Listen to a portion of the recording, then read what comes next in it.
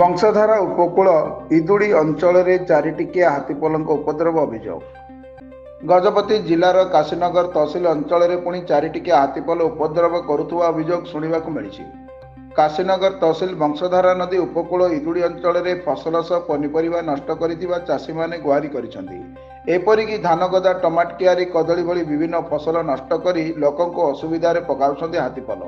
ଏହି ପରିପ୍ରେକ୍ଷୀରେ ବନ ବିଭାଗ କର୍ମଚାରୀମାନେ ବାଣ ଫୁଟାଇ ହାତୀକୁ ଘଉଡ଼ିବାକୁ ଉଦ୍ୟମ କରୁଥିଲେ ମଧ୍ୟ ଏହି ଚାରିଟିକିଆ ହାତୀପଲ ଏହି ଅଞ୍ଚଳ ଛାଡ଼ି ଯାଉନାହାନ୍ତି। ଅନ୍ୟପଟେ ବନ ଅଧିକାରୀ ବଳରାମ ଶବରଙ୍କ ନେତୃତ୍ୱରେ 9 ଜଣିଆ ଟିମ୍ ଏହି ଅଞ୍ଚଳରେ ସଜାଗ ରହିବା ସହ ହାତୀର ଗତିବିଧି ଉପରେ ନଜର ରଖିଥିବା ସୂଚନା ମିଳିଛି। ଯାହା ବି କ୍ଷତି ହୋଇଛି ତାହା ଆକଳନ କରି ବନ ବିଭାଗ ପକ୍ଷରୁ ସହଯୋଗ କରାଯାଇପାରିବ ବୋଲି ବନ ବିଭାଗ ପକ୍ଷରୁ ଶୁଣିବାକୁ ମିଳିଛି।